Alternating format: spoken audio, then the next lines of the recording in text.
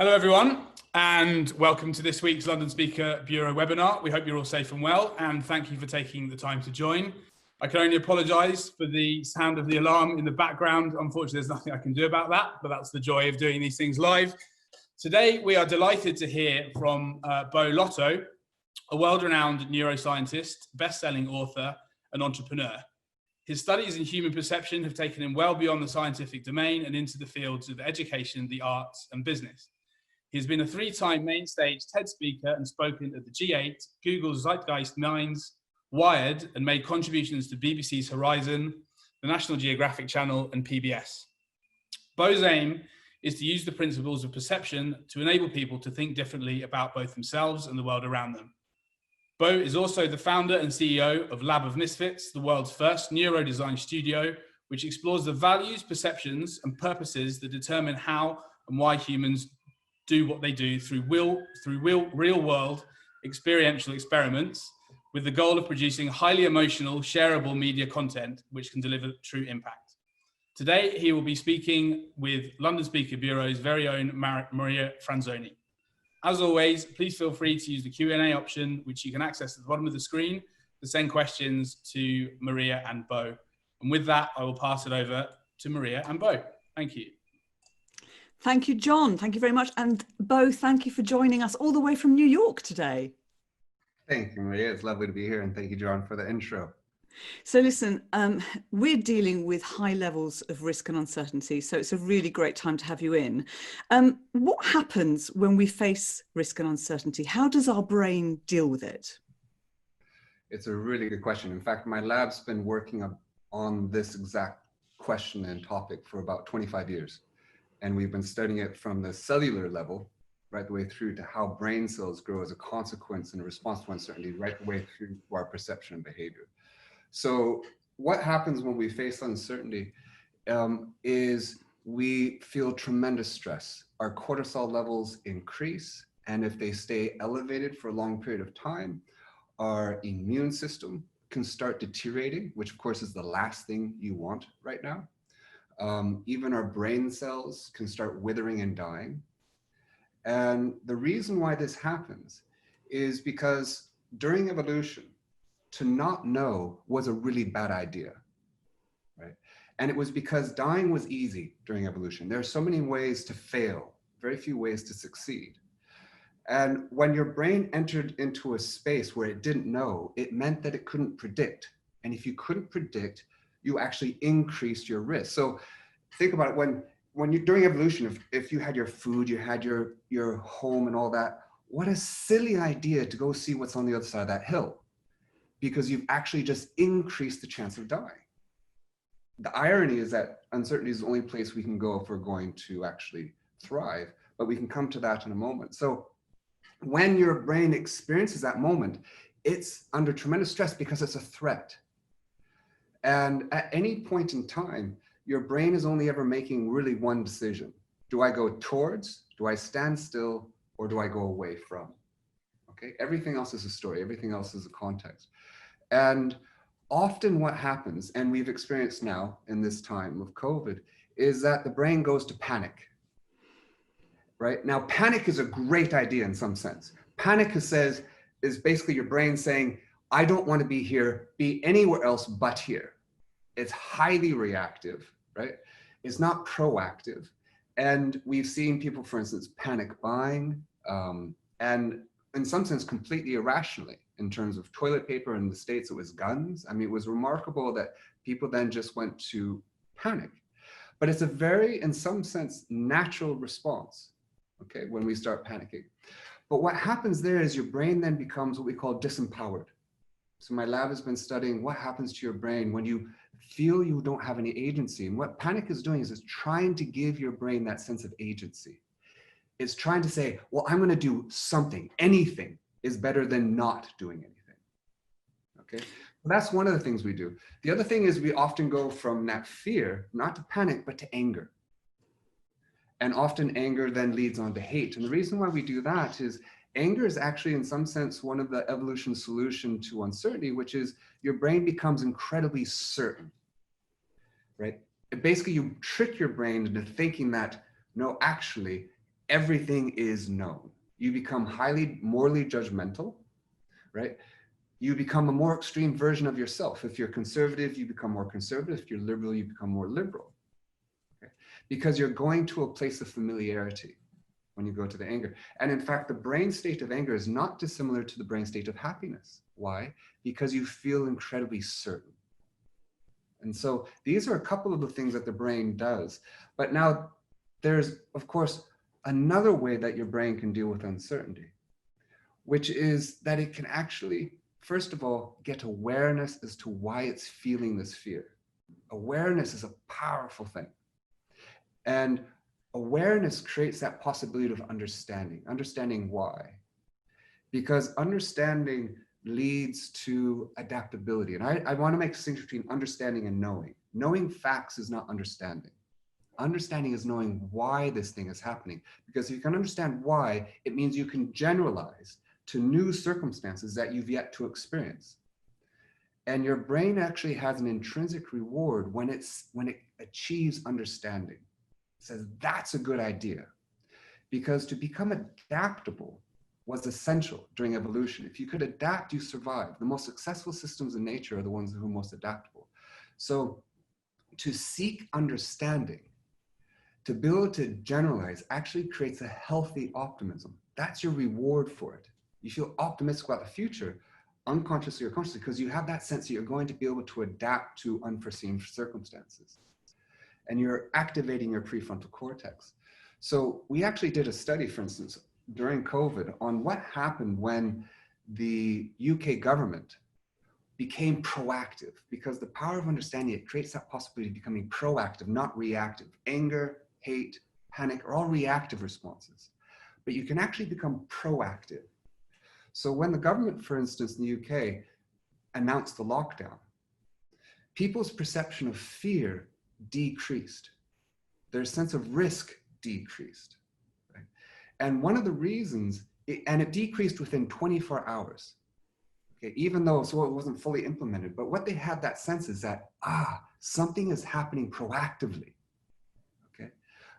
And so that's what you can actually, in general, one of the strategies you can do. You can panic, go to anger, or you can go to curiosity. And from that, seek understanding that creates adaptability and enables you to become proactive. Do you know what? I think I've done all of those, and you've actually described all of the behaviours that we've seen. Certainly now we understand the panic buying of toilet paper. That's Yeah. Thank you for that. So listen, what are the main barriers though to adapting to uncertainty? How do we shift behaviours, and what's the role of awe in this? Yes, good question. And I understand the reason for asking about awe is because we recently did a study with Cirque du Soleil. So I'll come to that. So what are the barriers to behavioral change? Well, first of all, everything begins with perception. We'll talk a little bit about, I'm sure, perception a bit later, but everything begins with perception. So if you, changing behavior requires changing your perception. The problem is we have effectively three barriers to changing perception. One is that we think we're objective, that we have an objective perception of the world, and we don't. We have a subjective perception of the world. Okay, and I can give an example of that. And what I'm going to do is I'm going to play for the people listening and watching. I'm going to play you a sound. I'm going to show you how subjective your perception is. Okay, I'm going to play you a sound string, and you're going to make a choice. And you're going to choose between whether or not you hear brainstorm or green needle. Okay, and what I'm going to do is I'm going to share my screen, and I'm going to do this a couple of times. So we're now sharing. You'll see brainstorm on your left and green needle on your right. Okay, because Maria, can you see that? I can, definitely, okay. And I'm ready. Okay, so I'm going to play this sound. I'm going to play it about 3 or 4 times. Now, pay attention to what you hear, but then also decide what you want to hear. You can switch it back and forth. Okay, you ready? Mm.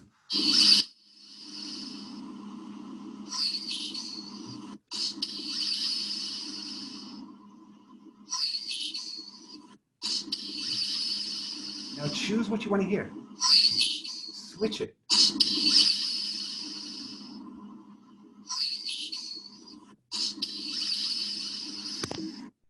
Right? So did you hear one or the other? I did, and then I switched it, and now I don't know. Was it really saying the same thing all the time? It's not saying it. It's always, it never changes, right? It's always the same sound stream. In fact, it's saying neither of those. But that's how subjective your expectations can actually determine what you hear. And we're talking about something as simple as perception, and at the perception of sound. So what's true here is true all the way up. Now, the other problem, so we think we're objective when we're in fact subjective. The other problem is that everything that you do, every behavior, every perception you have are grounded in your assumptions and biases, okay? And those assumptions and biases, you inherited. Most of them you actually come into the world with, or you inherit from your family or your culture. Very few of them you actually created. But the problem is, and you can never step outside them. So the idea of stepping outside the box is actually a very silly idea, because all you do is you step inside a new box. Okay? But these assumptions and biases keep you alive. Every time you sit down, you have hundreds of assumptions that the floor is not going to give way, your chair is not going to give way. They keep you alive, but they also constrain what you're going to perceive. But the problem is we don't even know that we have them. Okay, and what's more, we project them into the world. So we can do another example with the people watching, which is I want everybody. I'm going to try to read everybody's mind. So I'll read your mind, Maria. Okay.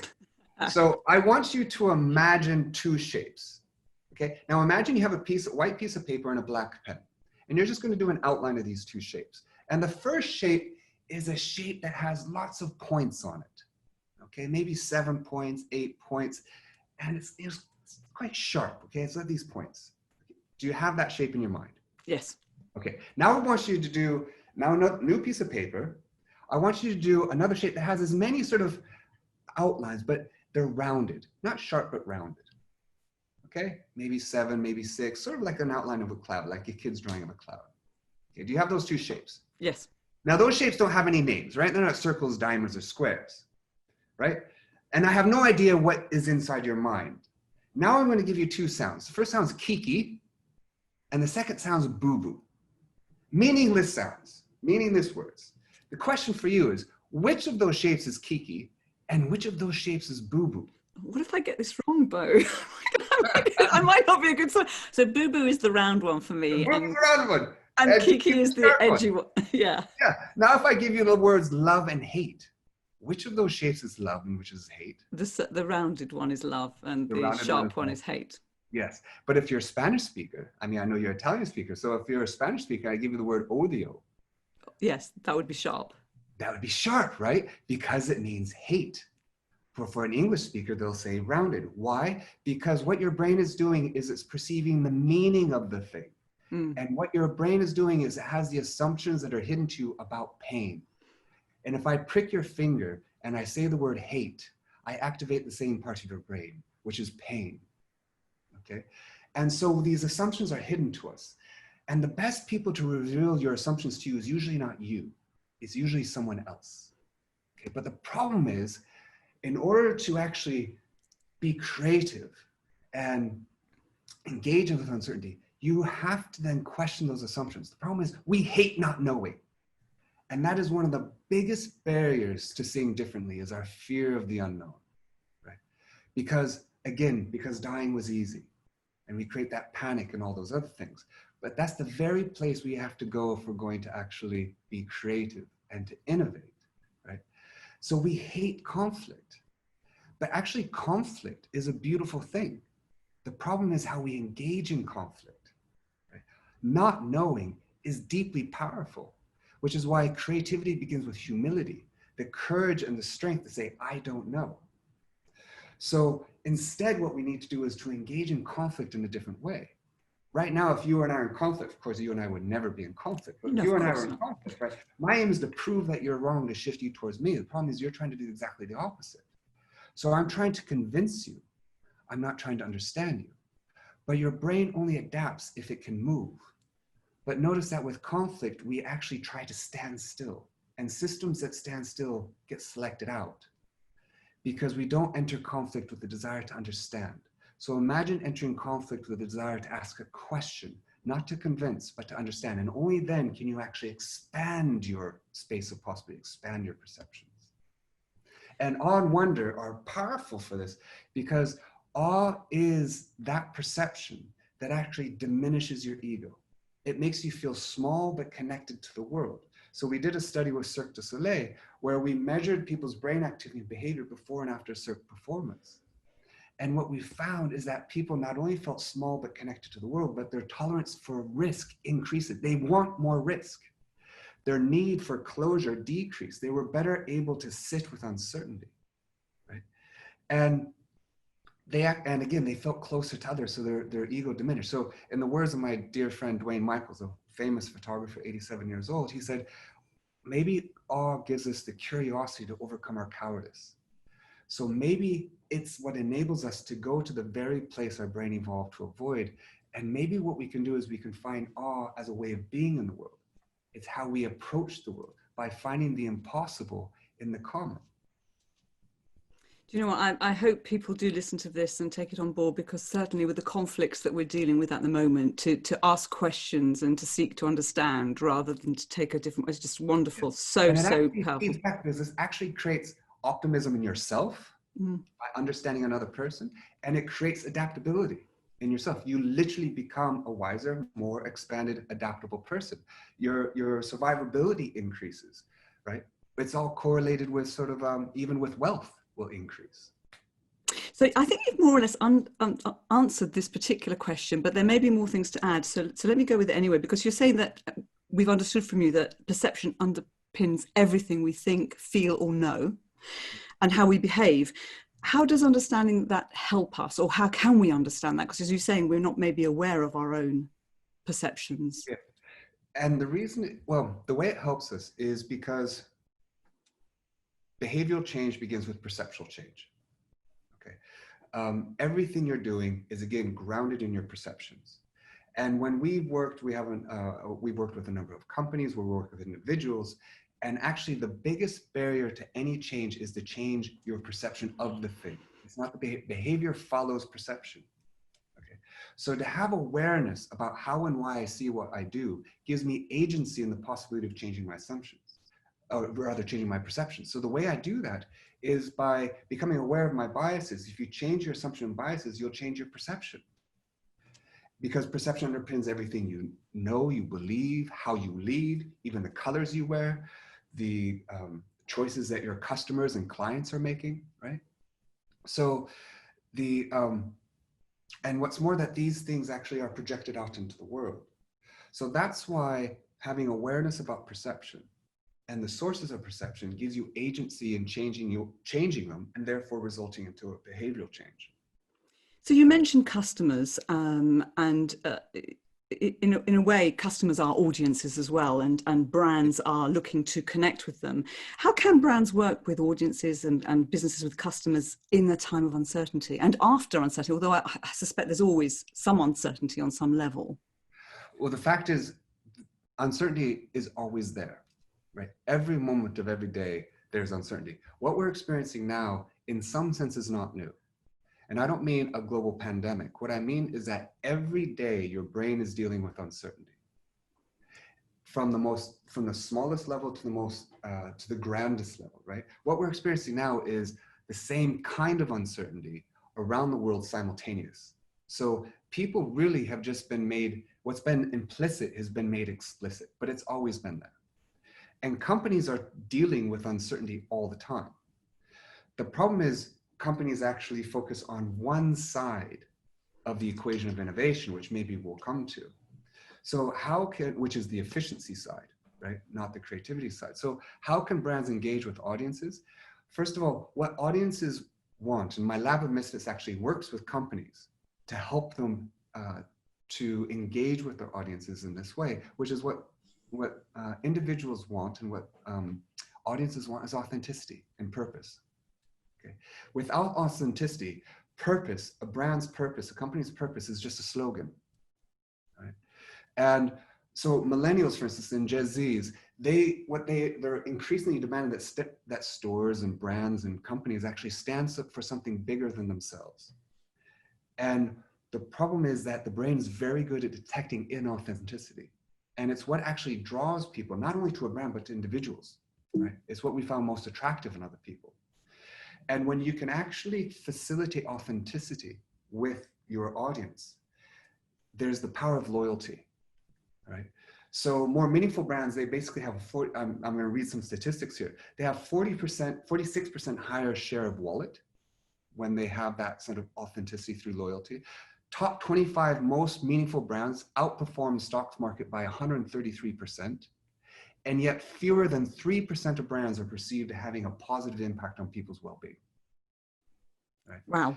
So people want this. So how can actually brands get authenticity in their purpose? Is by enabling their audience to actually become their purpose, to feel their purpose. So for instance, Microsoft wants people to feel empowered. Cirque du Soleil wants people to feel awe and wonder. When we worked with Cirque du Soleil, we said, look, you're not in the business of selling tickets to a circus. You're in the business of creating awe and wonder. That's why you exist. They're there to feel that feeling. So when they feel it, you're actually enabling the very thing that your purpose is. And in doing so, that facilitates loyalty. So if a brand, for instance, is in the business of creating optimism, if your audience feels optimistic through the brand, through the product, they will increase loyalty. And in times of uncertainty, loyalty is essential because they're more likely to stay with you, as well as there are tremendous other impacts. Like for instance, with Cirque du Soleil, as a further example, when we created the experience that then became part of the marketing and PR campaign, and we've done this with other brands as well, L'Oreal, Assurian, many others, the number of impressions, it was over 100 million impressions that they got from what we created for them. It became, again, a fundamental part of their branding and marketing strategy. So the earned media value was massive, okay? The conversations around Cirque du Soleil increased by 77%. And also the data led back to them being able to create, both became part of their branding strategy, but also even how they created their performances. Okay. So, and what's more, even the audience of your employees, when your employees feel like you're authentic in your purpose, the creativity goes up, the productivity goes up, etc. So that's how we engage with brands to help them actually facilitate in this time of uncertainty, which is always going to be present.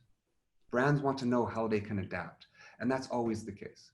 Fantastic. I'm going to ask one more question before we open up, because I'd like to give some time for other people. And you mentioned focusing on innovation. So I want to ask you about, organizations often are focused on efficiency and profitability rather than on innovation, which is what you say they should be doing, if I've understood correctly. Can you explain that reasoning and also what the leader's role in that should be? Yes. So it's, again, a great question. So innovation has two sides. Okay, it has efficiency and it has creativity. And almost all companies and brands begin with creativity, but they very quick, because they have a new idea, for instance, right? A new widget, a new way of engaging with the world, a new product, but they very quickly shift to efficiency, which is also a great idea, right? The problem is they stay there. They stay in efficiency, which is a great idea if the world didn't change. The problem is, as we're experiencing now, the world is constantly changing. Right now, it's because of COVID. Prior to this, for the last few years, it's been technology. The world is constantly changing. If you don't change with it, you get selected out. Okay, so there's too little focus on the other side. They focus on efficiency, not focusing on creativity. And now, which is one of the, but again, the fact that the world is changing is not going to go away. We're more interconnected. Our landscapes are fewer. The top in-demand jobs in 2010 didn't even exist in 2004, right? And which is one of the reasons why LinkedIn in its recent polling found that adaptability and creativity were the #1 and #3 most sought after skills. I would say that creativity falls within adaptability. So in fact, there's just one thing that people are really looking for. And how does leadership help in this? It's that what defines a good leader is how you lead others into uncertainty. And that's always been the case. And if you ask people what defines a good leader, you get all kinds of words like compassionate, integrity, with vision, engagement, humility, all of which is true. But there are only 3 ways of being that are associated with success of any one company. Lead by example, admit mistakes, and see qualities in others. Okay. And the reason why for those is that lead by example is a space that creates trust. you can't step into uncertainty outside a context that's not trusted. You need a certainty from which to step into uncertainty. Admit mistakes is a space that says, we actually thrive and are looking for questions, right? Because the cash is not in an answer. That cash is in a good question. So when you think of design thinking, they begin with a problem and then they come up with a great solution. Brilliant. But what if it's a terrible problem? The cache is actually coming up with a good question. And so what you really want to do is iterate to better questions. And to see qualities in others means this is a space that is not only diverse, but is integrated across that diversity. We're all aware that the power of diversity, in fact, it's the engine of evolution, but we too often forget that you need to integrate across that diversity. And creating a space that actually integrates creates a more resilient, adaptable space. Right.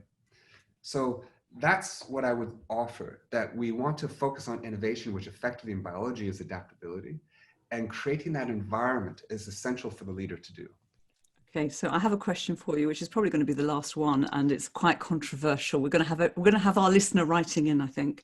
So you mentioned data earlier, and that you were looking at the data of Cirque du Soleil and the increases. So you've said quite controversially that data is meaningless. So tell me how, when we're looking at data and analyzing it, what do you mean? How is it possible that it's meaningless, Beau? So data is meaningless, but it's potentially useful, but it has no meaning. And this is true at the most basic level of your brain's perception. So to make this explicit for people, and I'll do it with you, Maria.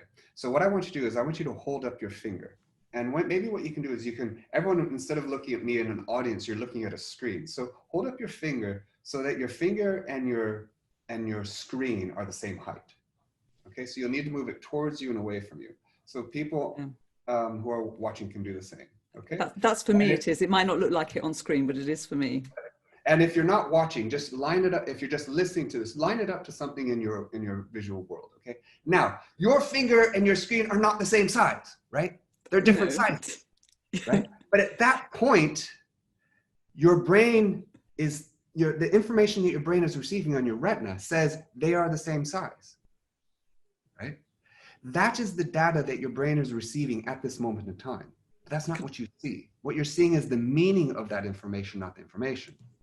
So data conflates multiple things about the world. It could be something large and far away or small up close, or loud and far away and quiet up close, okay? Data is potentially useful, but it has no meaning. And your brain is only interested in meaning because data could mean anything. And the way your brain then constructs that meaning is through physical interaction with the sources of that data. And it's literally the meaning that we see. It's the meaning that is guiding our behavior, which is why when it comes to changing behaviors, you need to change perception by changing the meaning of what you're seeing. And we actually have a protocol and a process that we work with brands to actually facilitate behavioral change by changing the meaning of perception of their audiences. Right? And that takes people through basically a 6-stage process. Okay, so that's why information and data is potentially useful, but not meaningful. Your brain's not interested in utility, it's interested in meaning. Brilliant. And it's true here, it's true all the way up. Brilliant. And Beau, you finished perfectly on time, which is fantastic. We've run out of questions, but I think we had some good questions there. So John, did you want to wrap up for us? Yes, thanks again, everyone, for joining this time. Next week at 10 a.m, we will be having Linda Yu speaking to us. So we hope to join you all then. And thanks again, Beau and Maria, for having us today. Take care. Thank you.